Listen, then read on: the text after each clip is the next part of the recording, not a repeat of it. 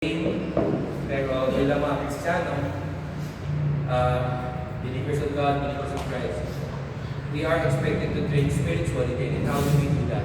So, magitan ng salita ng Diyos at pag-combat sa kasalanan. So, ang i-share ko sa inyo ngayon is about New Year. Kasi dapat so, last week Kaso, hindi ko alam, akala ko makamatay na ako last week Kung wala pala ng katandaan. So, ang share kong verse ay Hebrews 13:8. Ang sabi nito, Jesus Christ is the same yesterday and today and forever. So, most of the time, kapag New Year, di ba ang ating naririnig, New Year's resolution, kalalaking tao, may New Year's resolution. Nauso yun, no? Nauso yun. Ang kulit na yun. Ang kulit na ako. Pero ba, New Year's resolution, yung mga gusto natin baguhin, kasi New Year na. Dapat bago din ako. New Year, New Me. Mali! New Year, New Me. So, sabi dito, we think about what we will change, what we will accomplish, and what we will leave behind. Yet, ang salita ng Diyos sa Scripture gently redirects our eyes, mag-refocus tayo, hindi sa ating sarili muna. Pero ang sabi, but our unchanging God. Ang minsan nakakalimutan natin, pag New Year, baguhin sa ganito, lang ganito. Kailangan mataas na ang grade ko sa school ngayong taon. Dapat, pag kung nagtatrabaho ka, dapat mag-promote ako.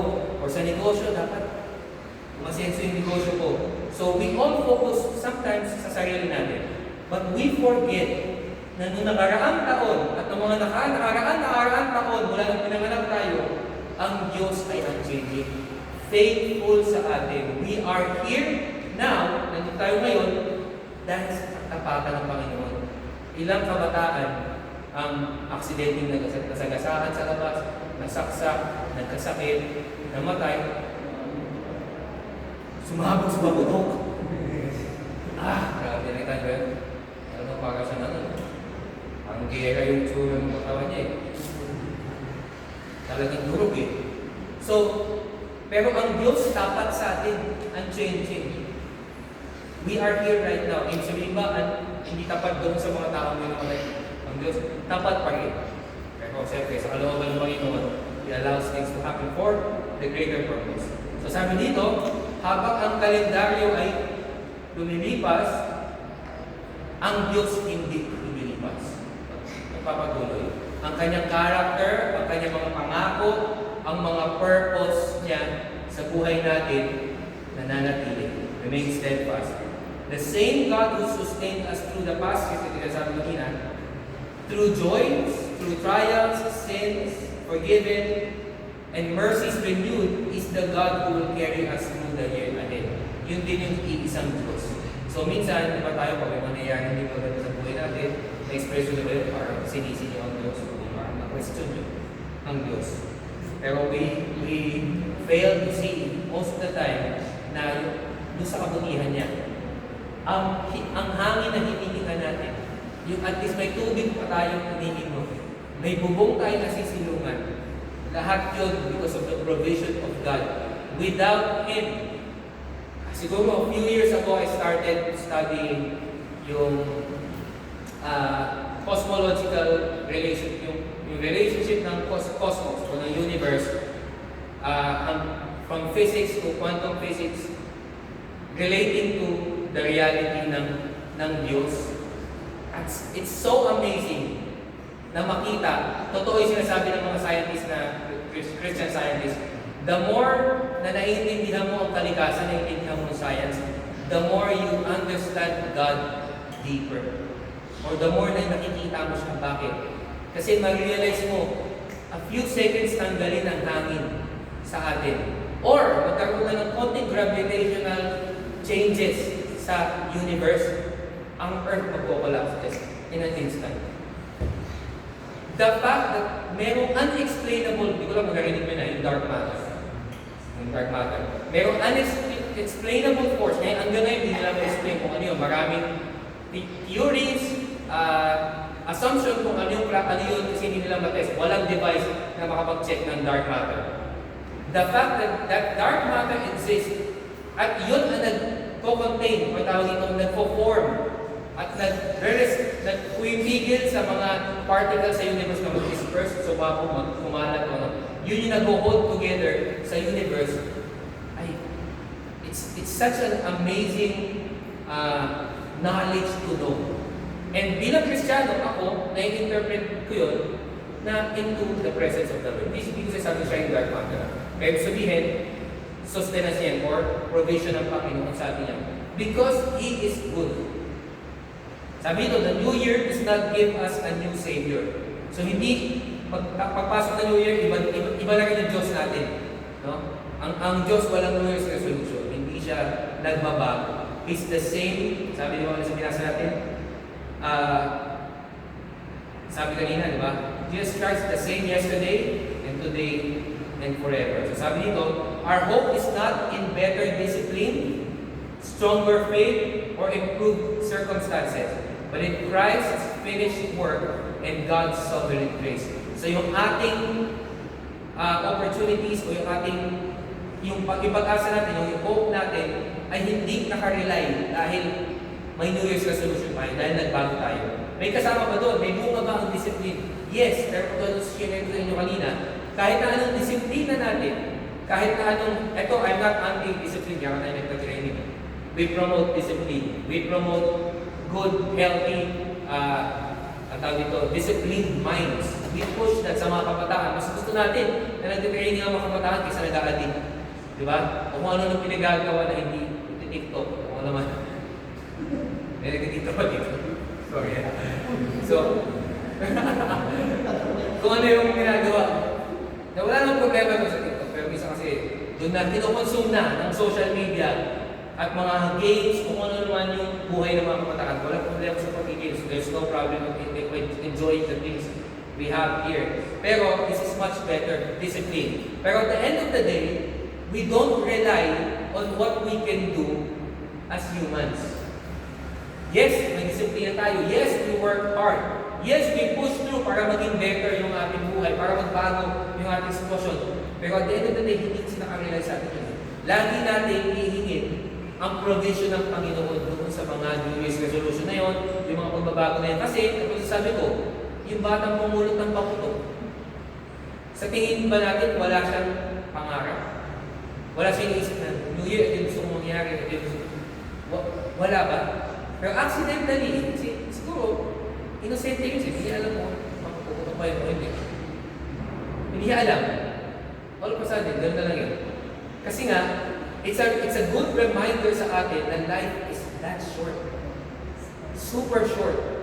Na if we don't put our faith and trust sa Panginoon, we can try and do magpagbago sa sarili natin, magpuksili na magpuksili kung anong gawin natin. But at the end of the day, ang decision of kung magigising ka pa kinabukasan, ay nasa Diyos. Kaya dapat lagi natin pagpasalamatan. So sabi ito, as I end, sabi, so as the year begins, we do not boast in plans, but submit them to the Lord. So kapag tayo, dahil nagsimula na ang taon, huwag natin pagmalaki kung ano yung mga plan natin. That's good to we have plans. Pero, lagi natin isubmit or ilapit or iiwan sa Panginoon yung mga plano na yun. We do not fear the unknown, for our future is already held by Him. So, ito ang isa sa magandang advantage of believing in God, or specifically, believing in Christ. Kasi kahit anong mangyari sa buhay natin, may mga problema, may mga sakuna, kung ano man, we know na at the end of our life, ay meron susunod na buhay. May bang hindi niniwala dito sa may bang sa atin? Wala naman. Siguro niniwala lang tayo lahat sa Diyos. Alam natin na may next life. So, the Bible clearly teaches us na as we do the things here on earth, habang ginagawa natin yung mga bagay-bagay, trabaho, ito, sama itong training natin, let's not forget na mayroong kabilang buhay. And etong buhay na to is just a preparation for that life. The good thing about that is, makakasigurado tayo na kung ano man ang mangyari dito sa mundo, we have our hope, na we have, may confidence tayo dun sa next life. If we are confident, yun ang tanong, di ba?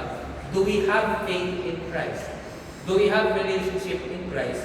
That we can be confident that when I die now, or anytime, magkamali ako ng pulot ko pa po to, I know where I'm going.